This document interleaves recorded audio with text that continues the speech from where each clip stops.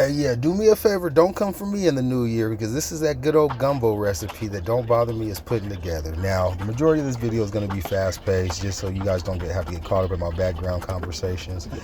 But when it comes to making gumbo, the first thing you see me doing in these videos, you're going to see me prepping. It is a process with what I go through. So currently, right now, what you should be seeing is me chopping up the yellow bell pepper. After this, the next few steps, I'm going to grab some green bell pepper, red bell pepper, and orange bell pepper. A big thing with gumbo, you hear people mention the Trinity. That's going to be your bell peppers, your onions, and your celery.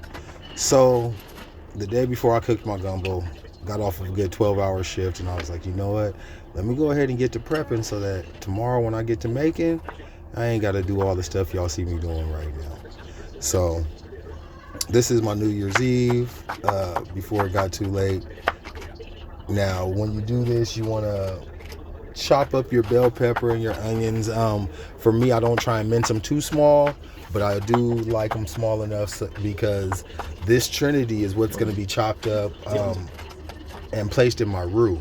Now, when you make your roux, I will mention this again. The only way to get your roux to stop cooking, to make sure it doesn't burn, is going to be dropping your Trinity in there. It's going to be to put these bell peppers and onions and celery in there. So there will be moments where I probably won't be talking, but this video, I think it's like almost 30 minutes long. I've sped it up because it was like an hour or something long when you look at all the steps I go through. As you saw, I use all 4 bell peppers. Once again, when it comes to the onions, I use 1 white onion, 1 red onion. And I have a new camera, so forgive these times where you see me freeze and kind of look at the camera to get it to pan with me.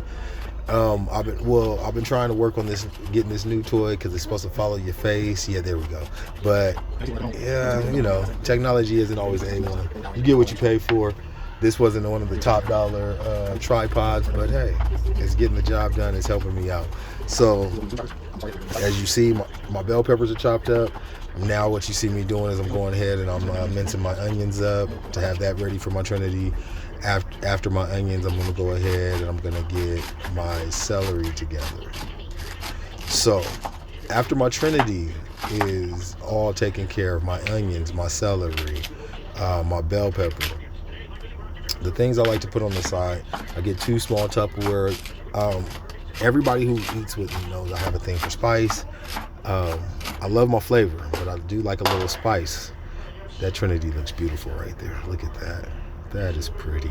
But anyways, I like my spice. So what you're going to see me do is I'm going to grab 2 Serrano peppers.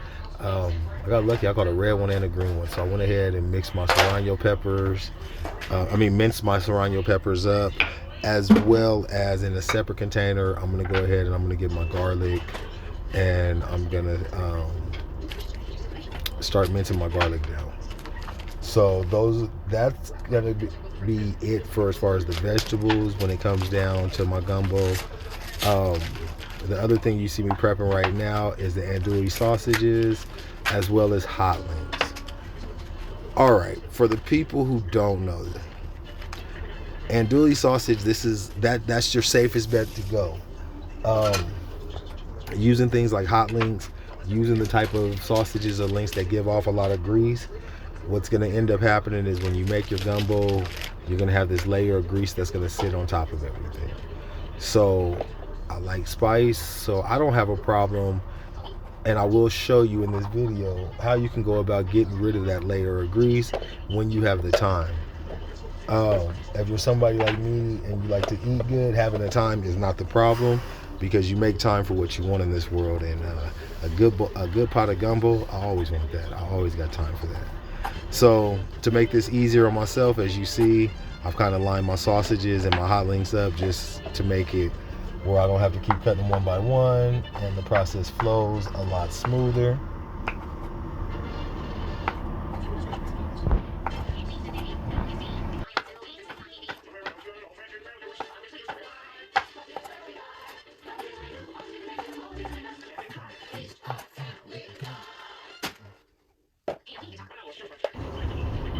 And like I said, I mentioned my Serrano peppers that I went ahead and I started chopping up. as well as the garlic.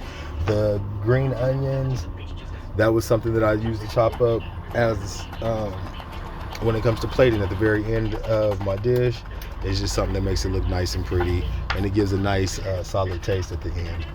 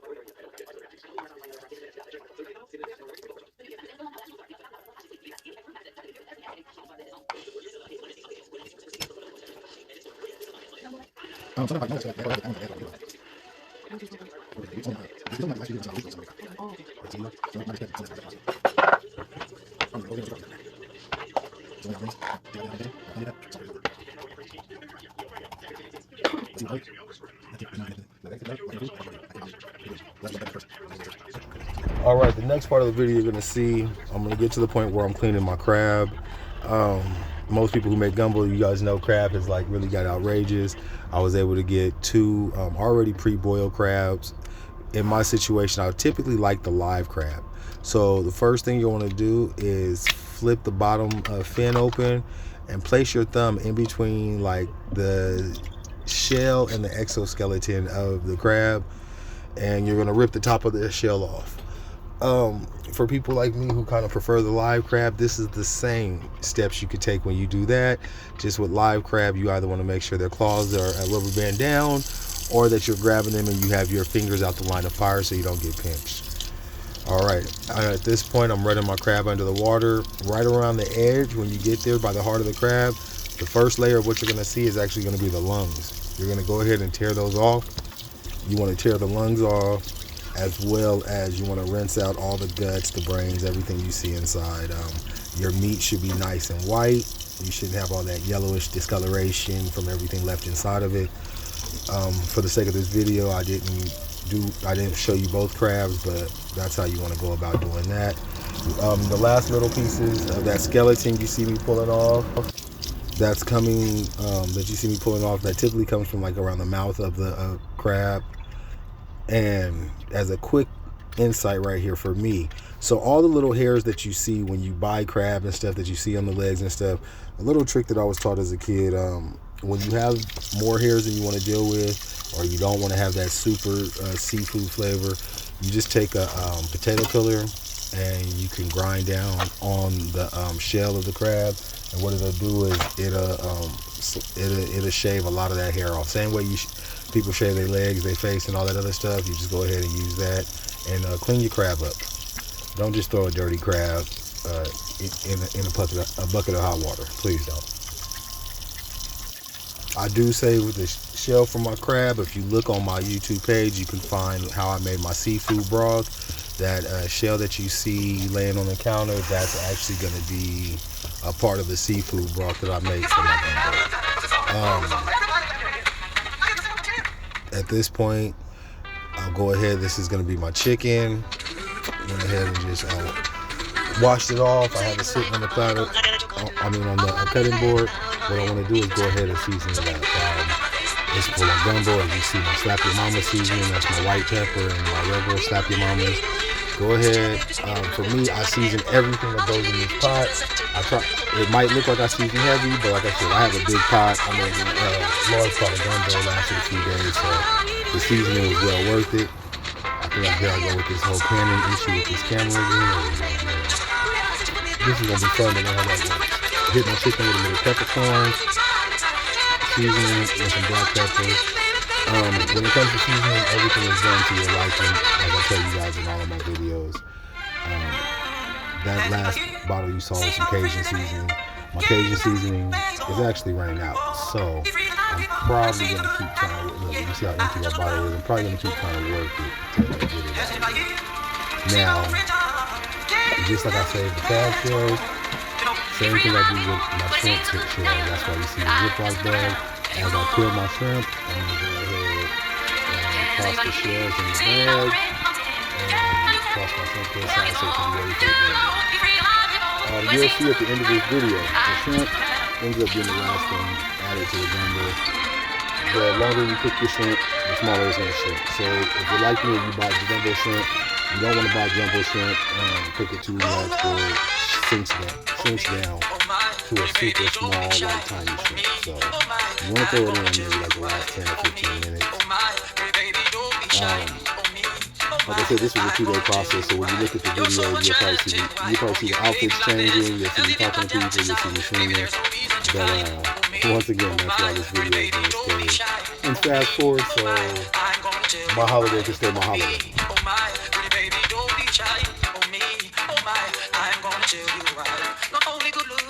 Like to taste so fine with it.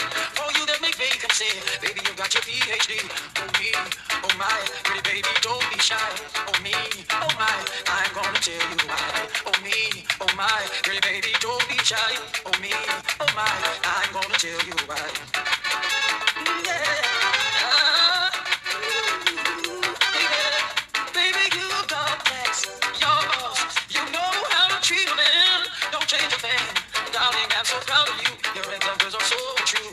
Oh me, oh my, pretty baby, don't be shy. Oh me, oh my, I'm gonna tell you why. Oh me, oh my, pretty baby, don't be shy. Oh me, oh my, I'm gonna tell you why.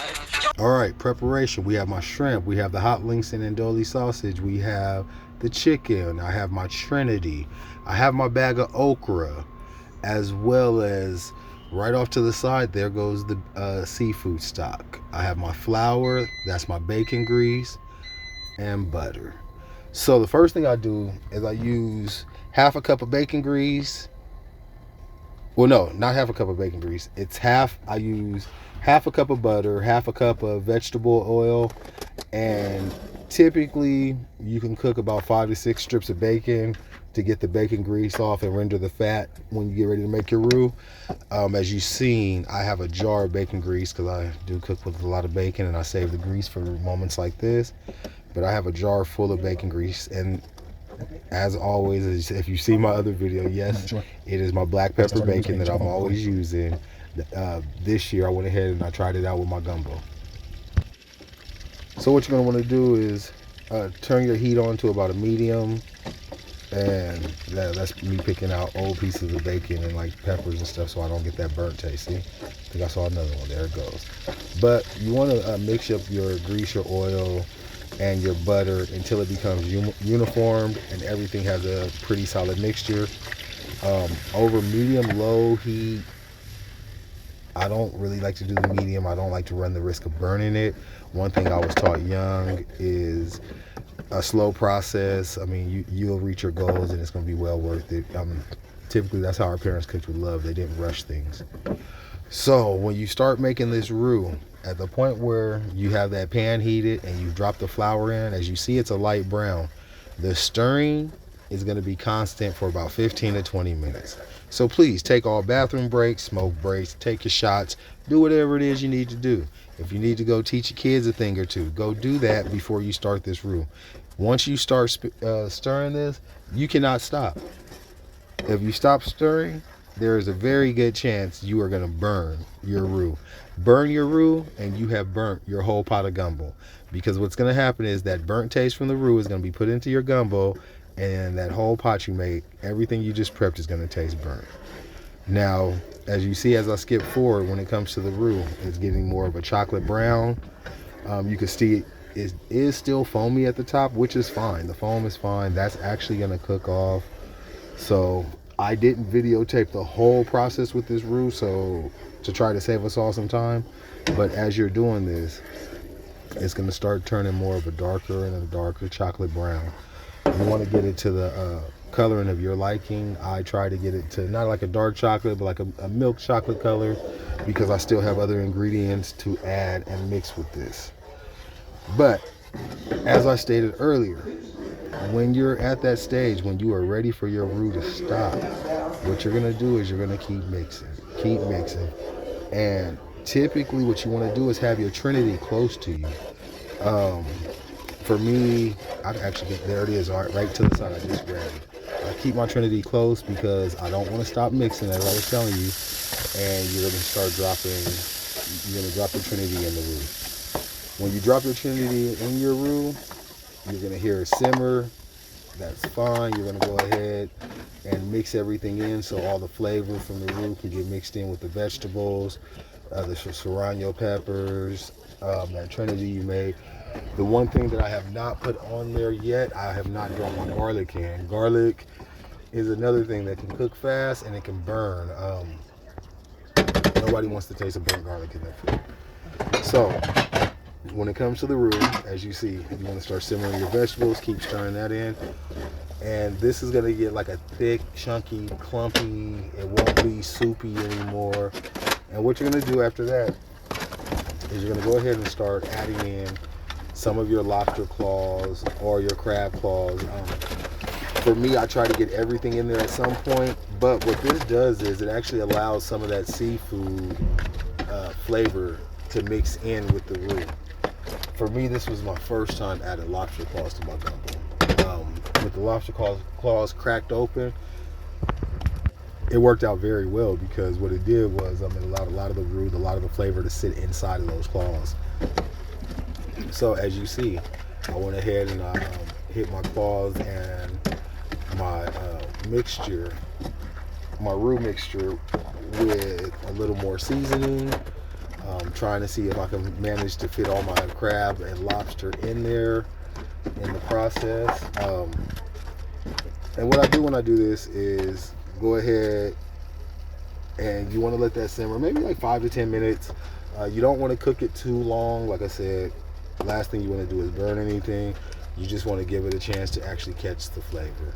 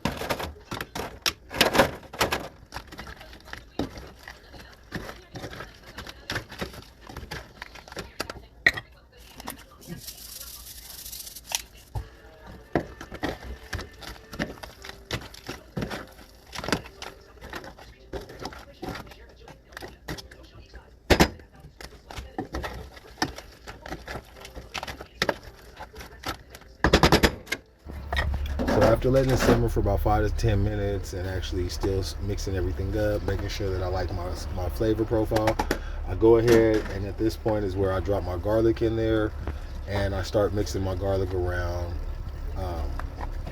with the layer of some Old Bay seasoning, salt and pepper, and some of my Slap Your Mamas. I mean, the truth about it, that looks like a dish that I could eat right there with just the lobster, crab, and the vegetables mixed in.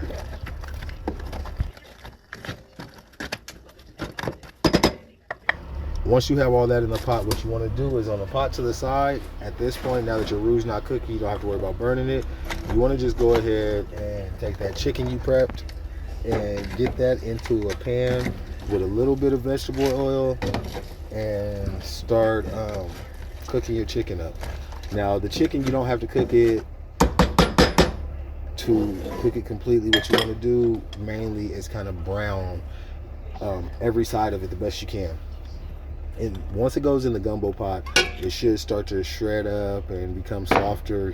You won't have as many chunks. But what you'll do is when your chicken seems like 80% brown, about 70%, you're going to go ahead and take your hot links or your Andouille sausage and you're going to drop that in the pot too. That's something else that can be cooked with the chicken. So in a pan on the side, I have my lobster, my crab, my roux, everything of that nature, and this is going to actually end up being the gumbo pot. So as you see the chicken's in there, I go ahead, I start dropping my sausages and my hot links in there, get that going. Now at this stage, the other thing I add is my okra. When it comes to okra, okra actually has like this slimy layer on it. So I prefer to fry that off of my okra.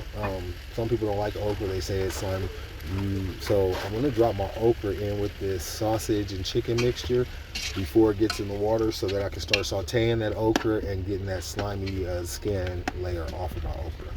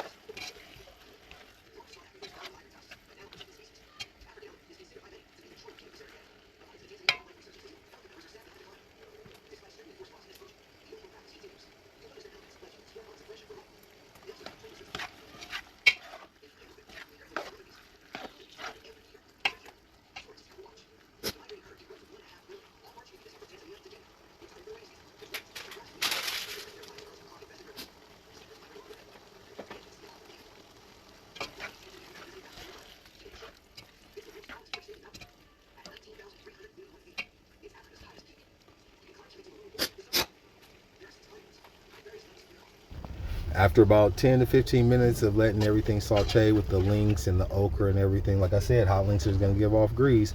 At this point, what I'm going to start doing is mixing in my roux mixture. This is going to be the hardy crab, the bell pepper, celery I put together, all of that. At this stage, what I'm starting to do is mix all that flavor with the chicken, the hot links, and the okra. Scrape the pan, try and get as much of that flavor, and all the time you spent in there, you want to get as much of that as possible. And what I tend to do when I do this is mix it in, and I don't cook it long, but I'm gonna throw a top on it, let it steam up for like 2 or 3 minutes. Mind you, the video is in fast forward, so you're not seeing it in real time, but you let it steam up for like 2 to 3 minutes. I'm gonna do another mixture, hit it with a little seasoning, throw the top back on it, and let it steam up again. In this big pot mixture, what you just saw take place, ideally I like to use the tomato chunks, but I wasn't going to the grocery store. I was kind of exhausted and didn't feel like dealing with this holiday crowd. So in this situation, I went ahead and I just used the tomato paste. Use about a half cup of tomato paste. The tomato paste is going to give everything flavor, as well as it's going to stretch your roux. It's going to start to make it a little lengthier, so that when you add your seafood stock, you actually get a nice amount of roux and stock mixture with the both of them. So now at this point, I've hit it with a little time, and like I said, cover it up, let that go for about 2 minutes.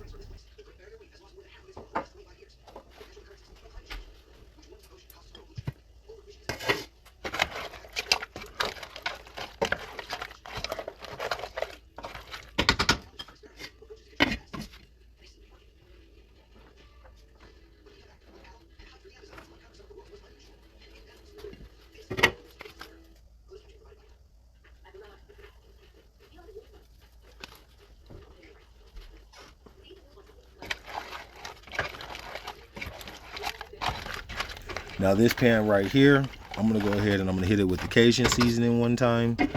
And at this point, the only other thing left to do is to add our seafood stock. So at this stage, what you want to do is turn around that seafood stock. Like I said, go to my YouTube channel. I do have the recipe for the seafood stock and how I make it. You're gonna grab your seafood stock and you're gonna pour that over your mixture.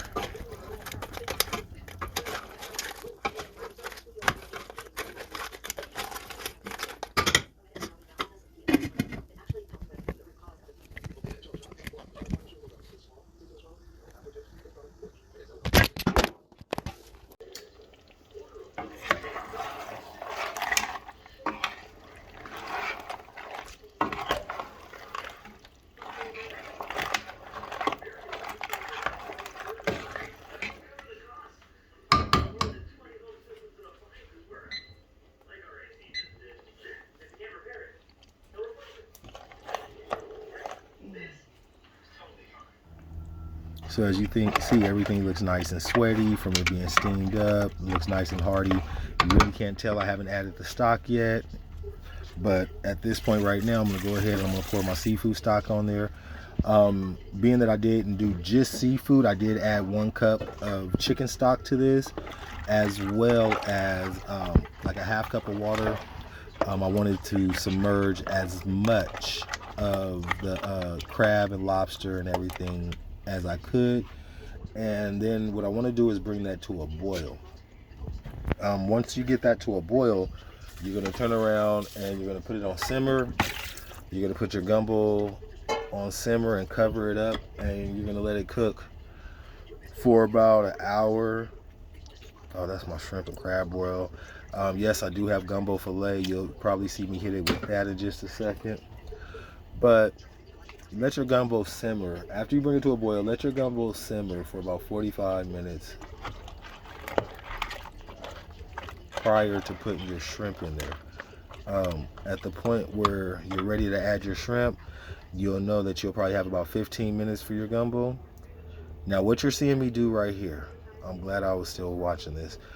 This is me extracting a lot of that grease. I take a spoon and I just touch the top layer. As you see, as I'm going across the top layer, oil and water doesn't mix if you went to science class, so that allows a easy separation. And I ended up filling up like that whole bowl. So I pulled all that grease out so that I didn't have grease. See, now look at that. You don't even see all the grease just sitting in the gumbo like that. Like I said, it's a process, but if you like to eat good, oh, look at that. Look at that shrimp. But if you like to eat good, do me a favor. Don't bother me. Get in the kitchen. Make something happen. You good? I don't care.